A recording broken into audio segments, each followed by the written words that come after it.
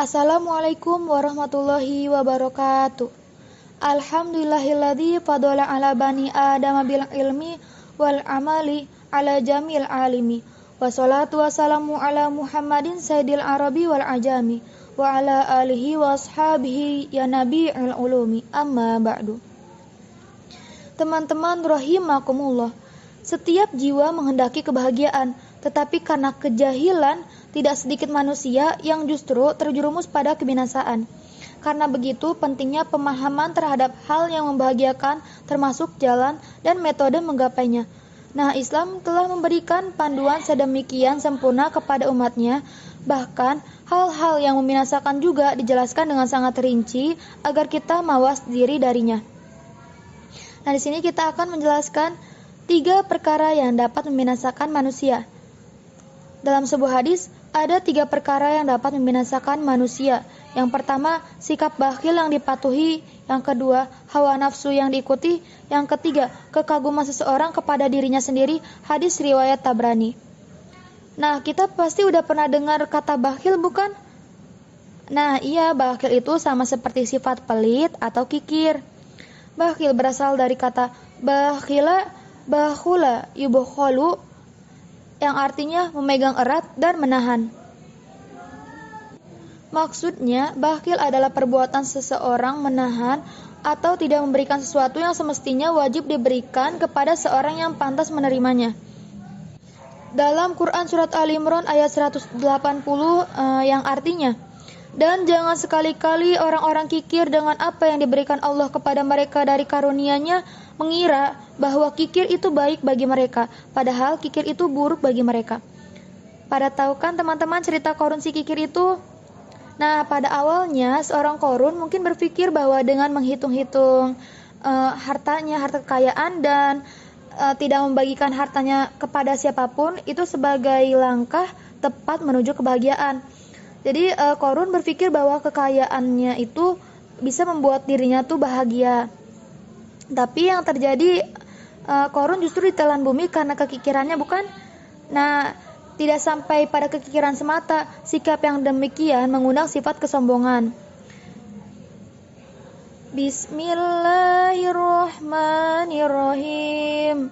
Qala innama autitu ala ilmin indi.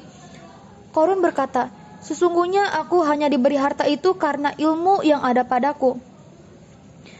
Awalam ya'lam annallaha qad ahlaka min qablihi minal quruni an huwa ashaddu minhu quwwatan wa aktsaru jam'an.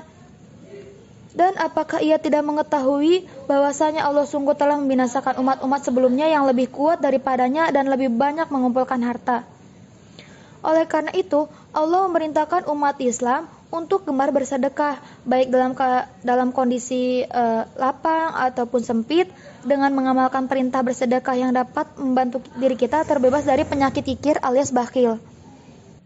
Rasulullah SAW bersabda, barang siapa yang diberikan oleh Allah harta kepadanya, kemudian ia tidak mengeluarkan zakatnya, maka ia akan berwujud ular yang sangat besar yang akan menariknya dengan 2 tulang rahangnya yang lebar.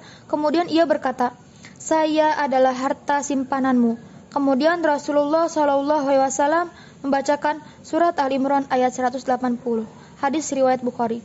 Dengan demikian, jauhilah bakhil alias kikir, karena itu bukan jalan keselamatan. Sebaliknya, justru jalan cepat menuju kebinasaan. Yang kedua adalah hawa nafsu. Dalam masalah ini, Ali bin Abi Thalib berkata, barang siapa yang dikuasai oleh hawa nafsunya, dia telah tersesat. Hal inilah yang dialami oleh Qabil yang tega membunuh saudaranya demi mendapatkan pasangan yang diinginkan hatinya, meski itu melanggar syariat yang berlaku kala itu. Maka hawa nafsu Qabil menjadikan menganggap mudah membunuh saudaranya, sebab dibunuhnya lah maka jadilah dia seorang di antara orang-orang yang merugi. Quran Surat Al-Maidah ayat 30. Begitu buruknya mengikuti hawa nafsu. Allah Ta'ala sampai mengatakan bahwa mereka yang terpadaya olehnya dengan menggunakan kalimat telah mengambil hawa nafsu sebagai Tuhannya. Bismillahirrahmanirrahim.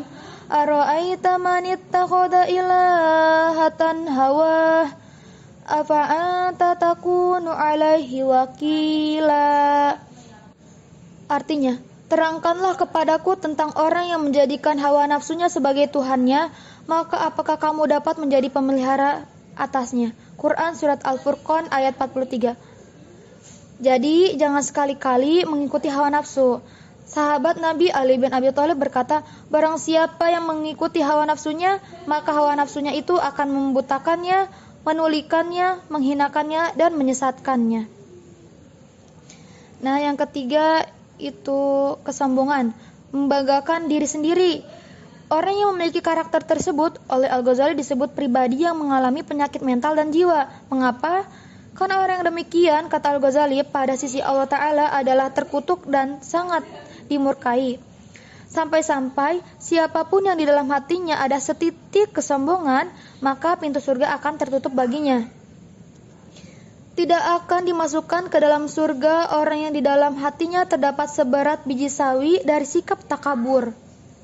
Sebagaimana tidak akan dimasukkan ke neraka orang yang di dalam hatinya terdapat seberat biji sawi dari keimanan. Hadis riwayat Muslim. Diriwayatkan dari Abdullah bin Mas'ud radhiyallahu anhu dari Nabi Muhammad sallallahu alaihi wasallam, beliau bersabda, la yadkhulul jannata man kana fi qalbihi mithqalu dzarratin min kibrin. Qala rajulun inna rajula yuhibbu an yakuna thawbuhu hasnan wa na'luhu hasanatan. Qala innallaha jamilun yuhibbul jamalal kibaru batarul haqqi wa ghamtun nas. Tidak akan masuk surga seseorang yang di dalam hatinya terdapat kesombongan sebesar biji sawi. Kemudian ada seseorang yang bertanya, bagaimana dengan seseorang yang suka memakai baju dan sendal yang bagus? Beliau menjawab, sesungguhnya Allah itu indah dan menyukai keindahan. Sombong adalah menolak kebenaran dan meremehkan orang lain. Hadis riwayat Muslim nomor 91. Teman-teman yang dirahmati Allah Subhanahu wa taala, dengan demikian jauhilah sifat Fir'aun, Abu Jahal dan Abu Lahab yang membinasakan itu. Sayyidina Ali berkata, seburuk-buruk bencana bagi akal adalah kesombongan. Mungkin cukup sekian yang dapat saya sampaikan. Mohon maaf apabila ada kesalahan, karena saya masih dalam tahap belajar dan kita semua masih dalam tahap belajar. Dan semoga kita selalu diistiqomahkan dalam menuntut ilmu. Amin. Wallahu muwaffiq ila aqwamit thoriq. Wassalamualaikum warahmatullahi wabarakatuh.